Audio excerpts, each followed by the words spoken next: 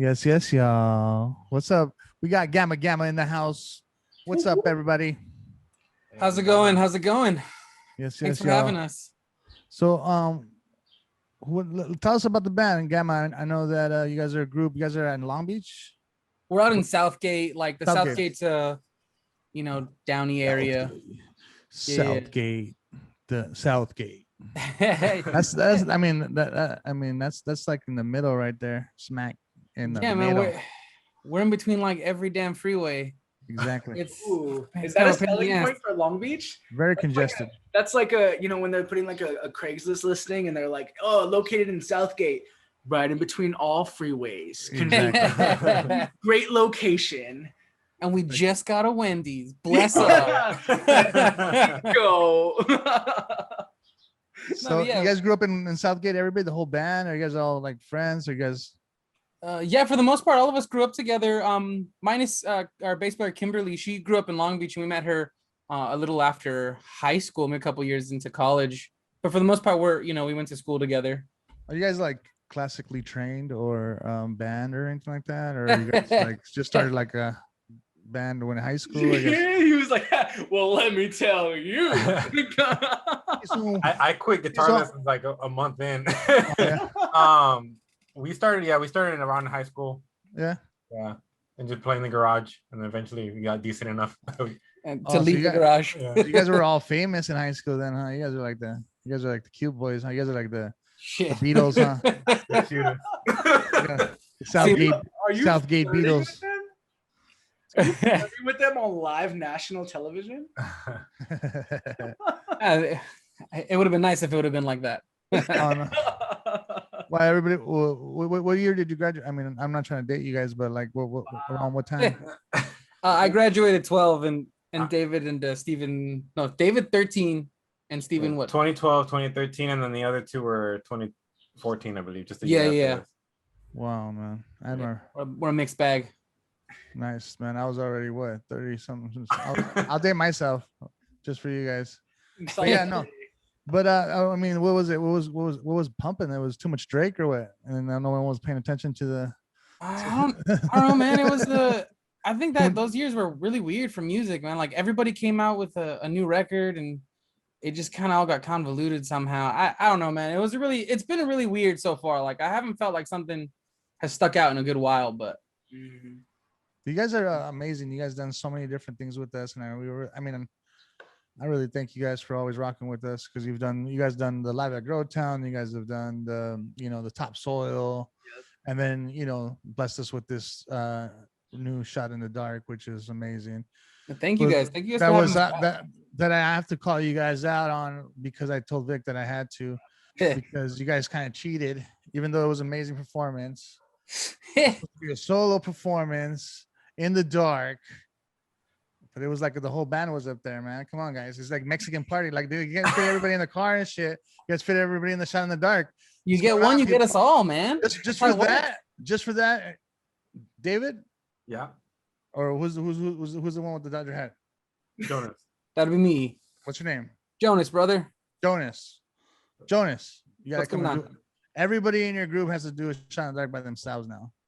That sounds good with me. Yeah, I mean, just for that. All right. Listen, we're gonna do it. You let us know, we'll be there. Right. Individually. I couldn't let you guys slide on that one. I'm so sorry about that. I mean, Shot in the Dark was to showcase an individual, and it's because we're one. We're a unit. Okay, all right. But they fucking crushed it though. They crushed it.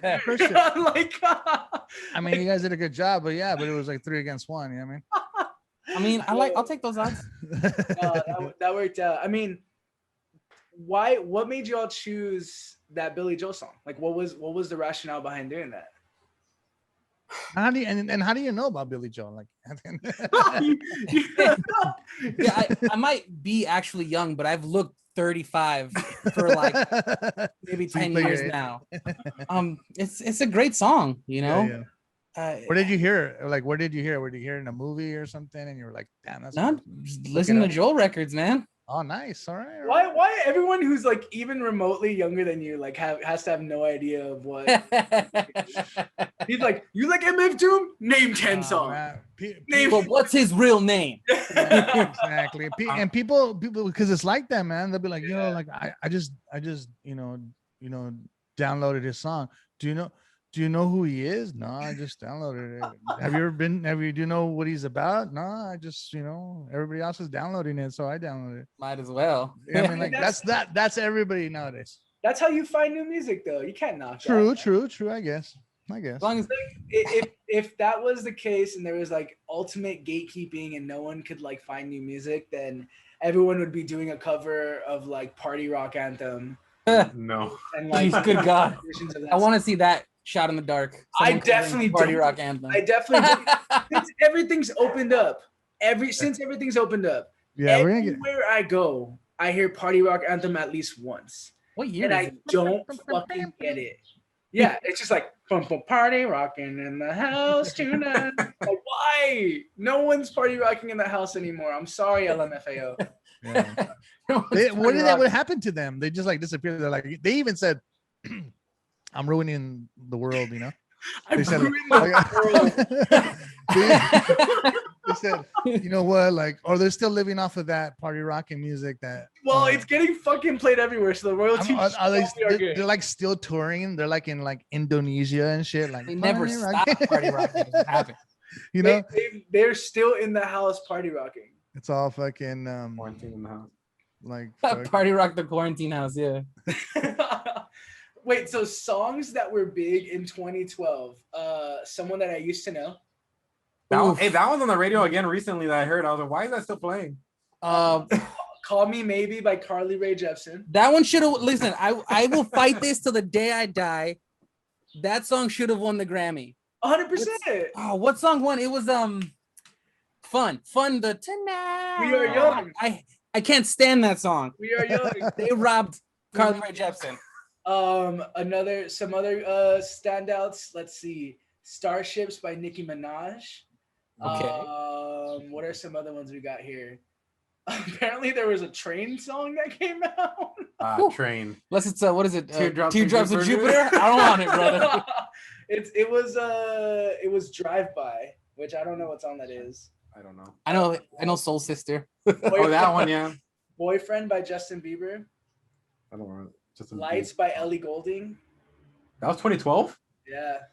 That seems like forever ago now.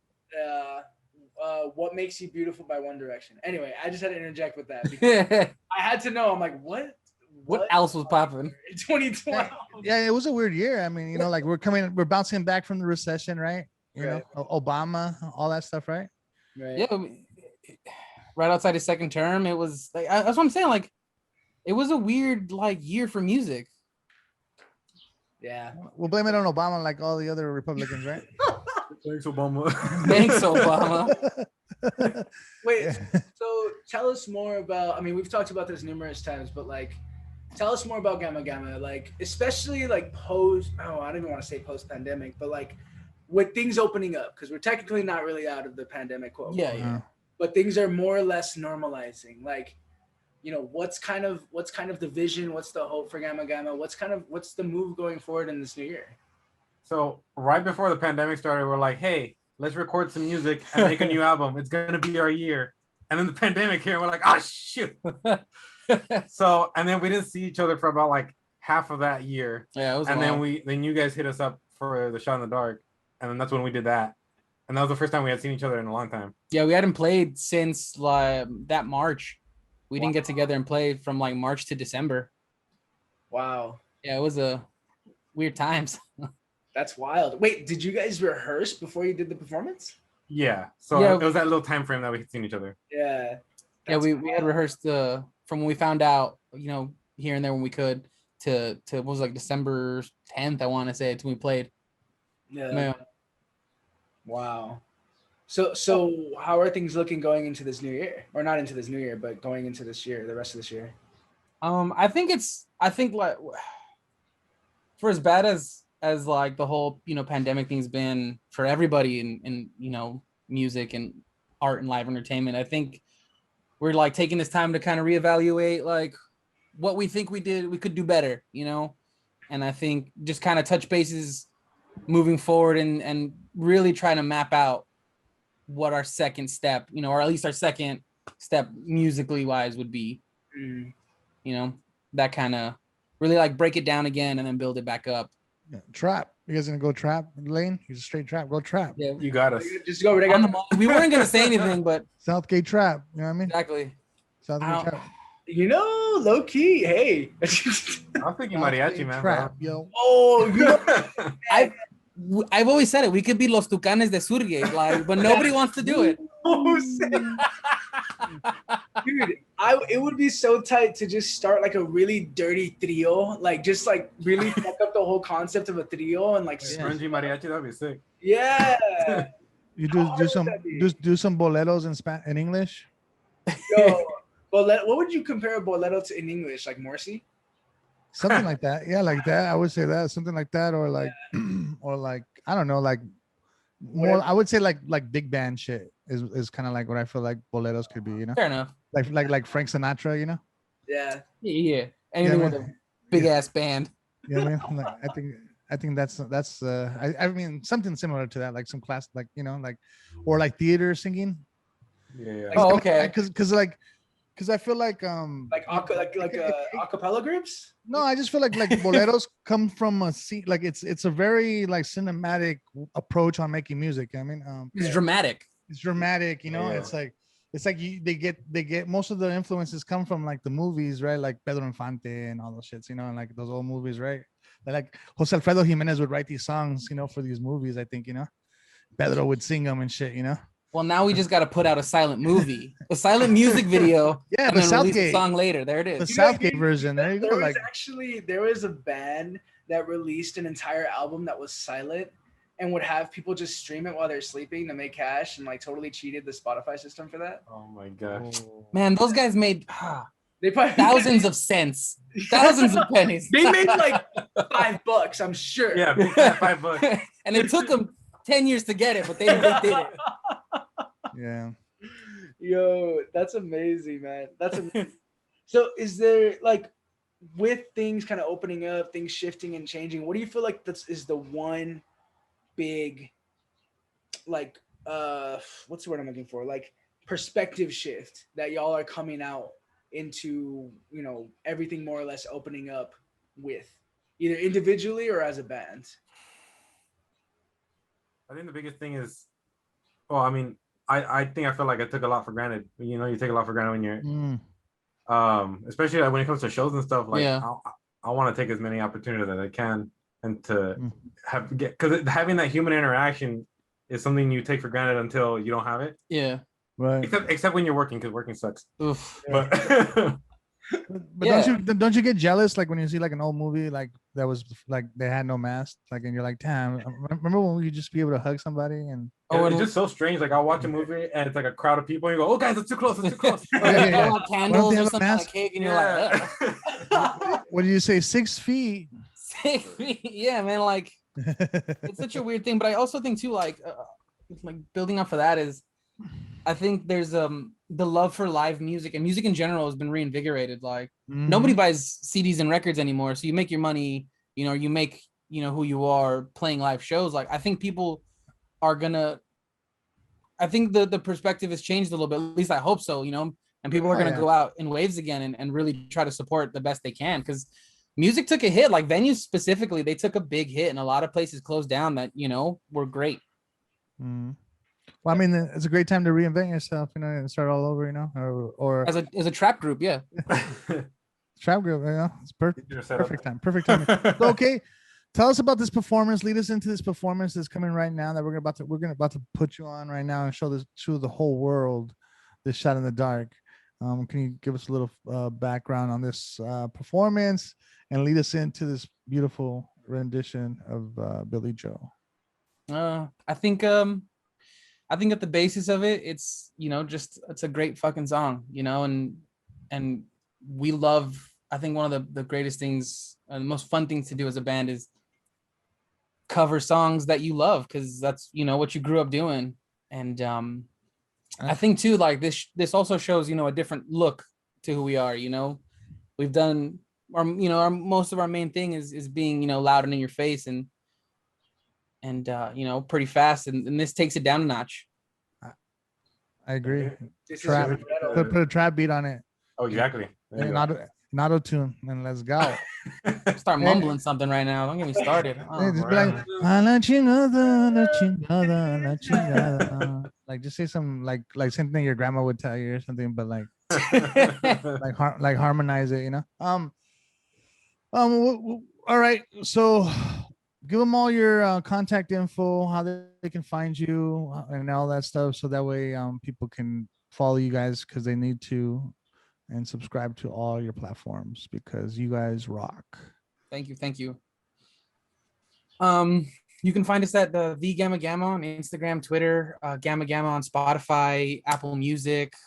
I think we're on like Amazon Music too, right? Yeah, I think so. And, wherever you like to rip your music from, we're there. The Gamma Are you on Gamma. LimeWire? You and I have the same. Whoa. What's the other one? The bird We're on on? Napster. No, not Napster. What's the one with the bird?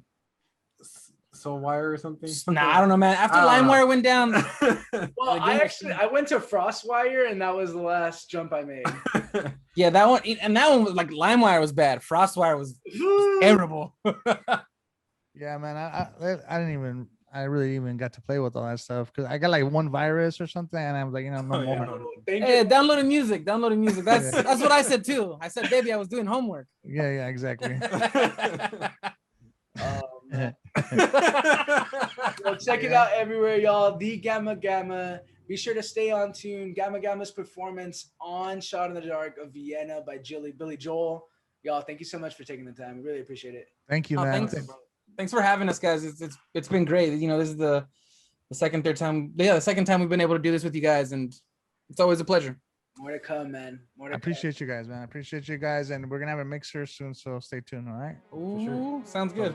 Awesome. Thank you, guys. Everybody, stay on tune. We'll talk to you guys later. Thank you so much. Thanks, guys. Yes, y'all.